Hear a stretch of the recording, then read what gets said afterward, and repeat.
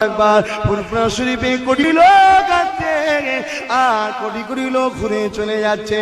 বাবারা কিছু কি পেলেন, কিছু কি পেলেন, কিছু কি পেলেন, কি করে পাবে? এখন আপনি আপনার পীরকে চিনতে পারলেন না। আজকে সমাজের বুকে এমনও কিছু বিয়াদব মুরিদ তৈরি হয়ে গেছে, নিজের পীরের বাচ্চাদের ইজ্জতটাকে বুঝতে পারলো না। এই যুবকেরা, আপনারা তরুণেরা, আদবনা হও, এই দরবারে আদমের সাথে আসবে, এই দরবারে আদমের সাথে বসবে, এই দরবারে আদমের সাথে থাকবে। এই যুবকেরা, আপনারা তরুণেরা, একজন বড় মৌলানা, যাকে সত্যি বড় মৌলানা বলতে হবে, সত্যি তার কিতাবের জ্ঞান ছিল, হক কথাটা বলতে হবে। তবে আমি আব্বাস সিদ্দিকী আমার পীর নয়, আমার উস্তাদও নয়, কিন্তু সে হাকিকাতে বড় মৌলানা।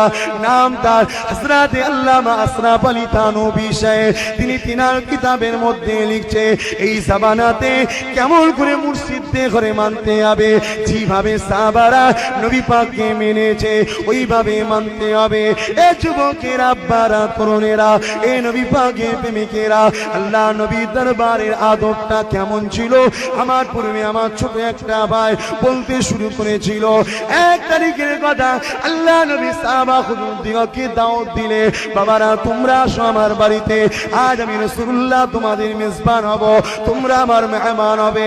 এ যুবকেরা, মেজবান মেহমানদারি করাটা ছোট নয় গো, মেহমানদারি করাটাই তো প্রকৃত ইজ্জত। এটা আমার আল্লাহ নিজে করেছে, নবী মুহাম্মদ রাসূলুল্লাহর মেজবান হয়েছে। এ যুবকেরা, আব্বারা, তরুণেরা, এ নবী পাকের প্রেমিকেরা, আল্লাহ নবীর দরবারে সাহাবা হুজুররা এলেন। নবী পাকের দরবারে খাওয়া দাওয়া হয়ে যাওয়ার পরে সাহাবা হুজুররা বসে বসে আল্লাহ নবীর সঙ্গে কথা বলতে লেগেছে।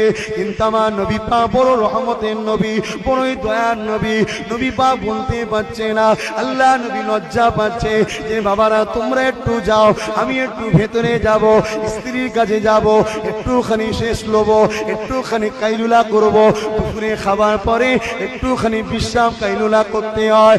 এই যুবকেরা, আল্লাহ পাক জিবরাইলকে পাঠিয়ে দিল, এই জিবরাইল দুনিয়া জমিনে চলে যা, আমার হাবিবের কাছে যে জানিয়ে দে, আমার হাবিবের সাহাবাদেরকে উদ্দেশ্যে করে বলে দে, জানিয়ে দে আমার হাবিবের দরবারে তোমরা যখন আসবে প্রয়োজনটা মিটার সাথে সাথে তোমরা তোমাদের গন্তব্যস্থানে চলে যাবে।